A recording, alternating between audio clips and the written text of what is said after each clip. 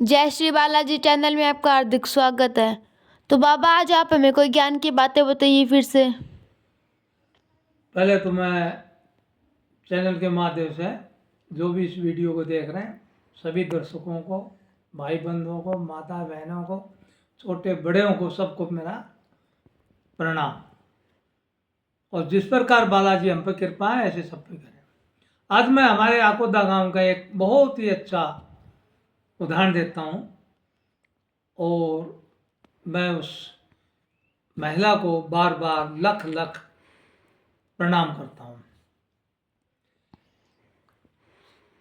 बुआ दाखा थी एक, उसका नाम था दाखा, और वो हमारे यहाँ खाती समाज में आती है।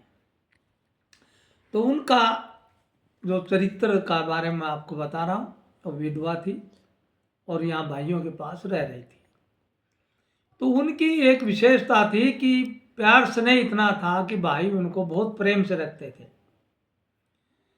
अब सवाल ये है कि वो हरिद्वासी को या बीच में कभी भी टाइम मिल जाए तो जंगल जो हमारे यहाँ बनी है उसमें जाती थी और एक गबदड़ ग्राम की घास थी उसको लेके आती थी, जड़ी बूटी को, उसको सुखा करके और पीस करके और पाउडर वो रखती थी।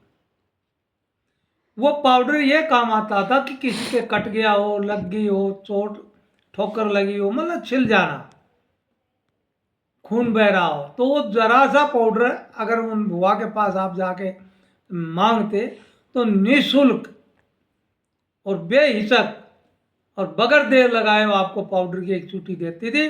और अगर वहीं लगाया तो वहीं डाल देती थी, एक चूटी और देती थी कि आपको जरूरत पड़े तो और डाल लेना, अन्यथा इसी से ठीक हो जाओगे। इसी पर से गर्मी का महीना था, जाटी में उस टाइम मौसम फसल है कुछ कमज़ोर थी, कुछ चारा भी कम होता था, साधन नहीं था बिजली का। तो हमने जाटी के ऊपर पेड़ होता है उस पर चढ़ के टहनियाँ काट रहा था मैं, हमारी भाषा में लोग काटते हैं जैसे बात। तो वह कुहाड़ी फिसल के मेरी दाहिने पैर की चिटली उंगली जो आँख छोटी सबसे होती है उस पर आके लगी और धार इतनी तेज थी केवल जरा सी खाल बची और उंगली कट गई हड्डी सही और लटक गई। मैंने तत्काल नीचे उतरा।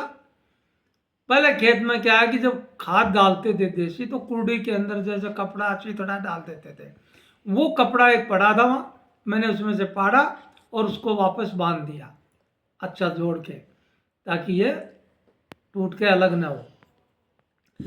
फिर थोड़े से उसमें वो लौंग यानी लग्गा कह दो, लौंग कह दो, काट के ना घर ले आया और फटाफट मैं उन बुआ के पास गया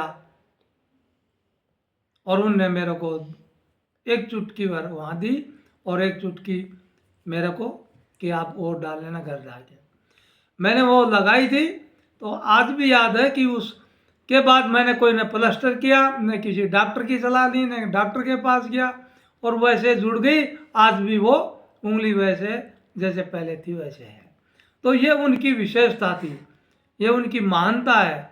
ऐसी बुआ दाखा को हम बार बार सलाम और नमस्कार करते हैं कि ऐसी महिला जैसे झांसी की रानी, तो उनकी तो कर और नहीं कर सकती थी, इसलिए इनमें जितनी दम थी उनने अपना निःशुल्क सेवा की।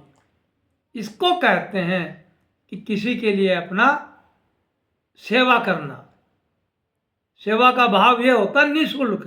अगर हमने पैसे लिए वो सेवा नहीं कहलाती है।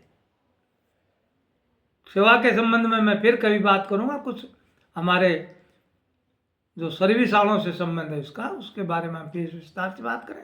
आज का बस यही है कि ऐसी महिला को मैं बार बार प्रणाम करता हूँ जो हमारे आकोदा का बहुत बड़ा गौरव था।